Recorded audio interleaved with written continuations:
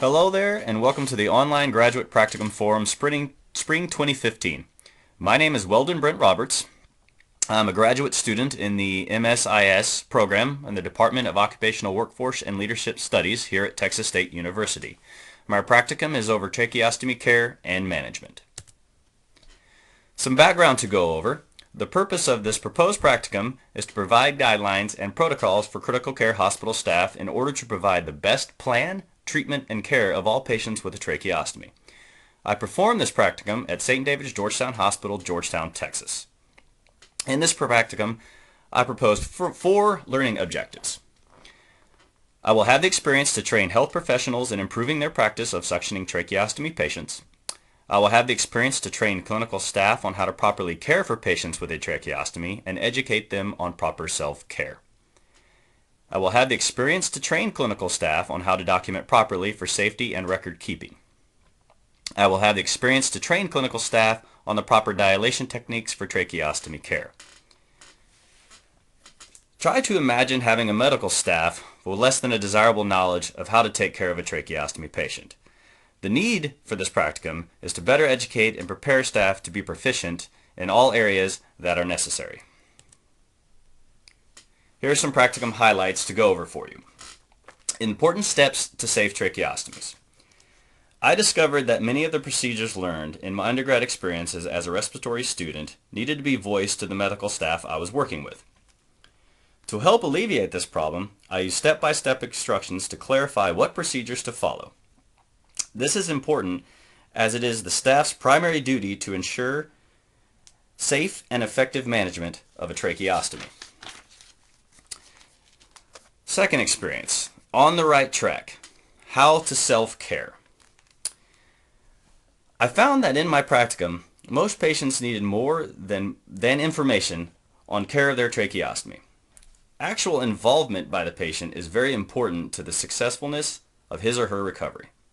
Daily practice by these patients help them understand the necessary steps to self-care.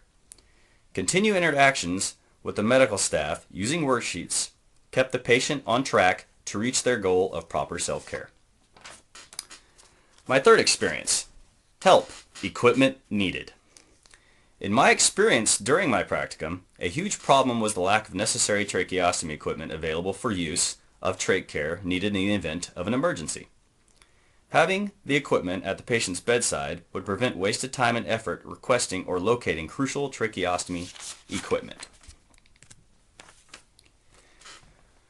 Some literature highlights in my practicum.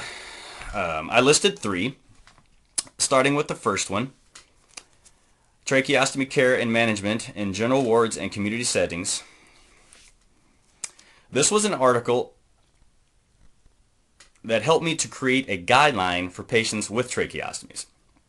By giving these patients easy-to-follow instructions, I was able to provide them with better care and management of their tracheostomy.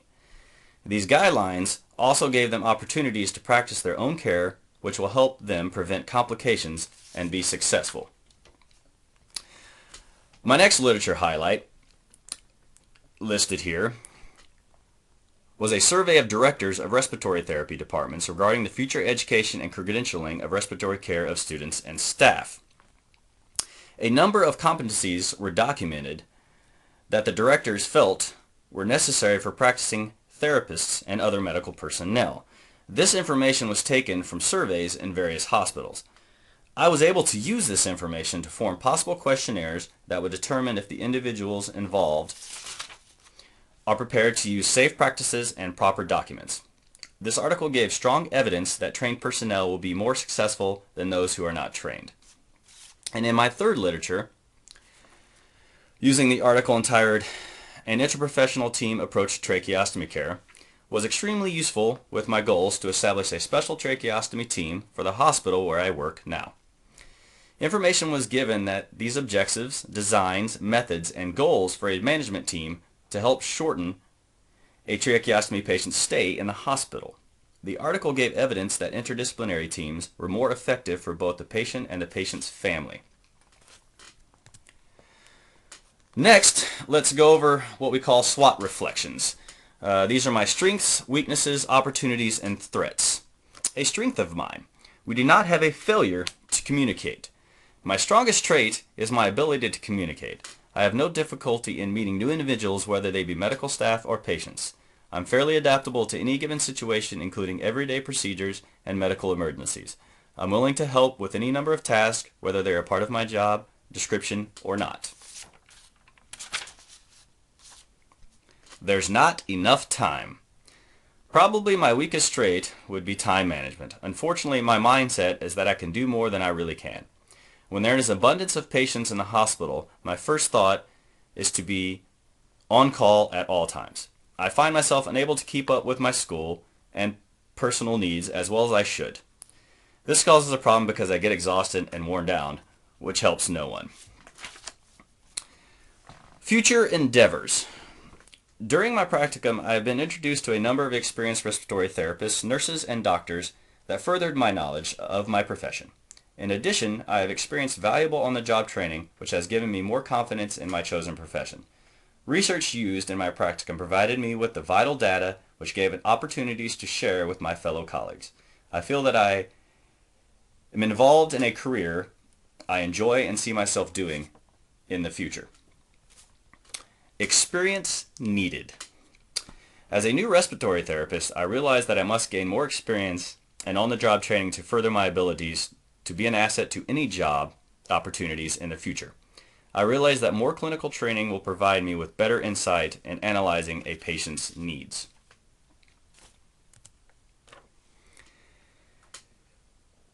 Future career plans. Have passport? Want to travel? One possibility I see myself doing in the future includes traveling to various outlying clinics to educate medical staff on new procedures and checking for efficiency within the clinics.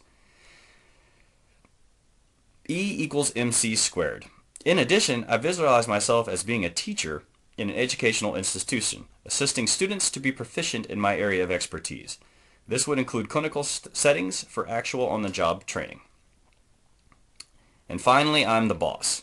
My final goal would be to achieve the role of a respiratory manager in a hospital setting. This would include hiring and training new staff, assessing their performance, creating a budget, buying necessary equipment, and maintaining a well-run department. Thanks again for listening to my presentation. Please choose from the two icons below. Hopefully more likes than dislikes will occur.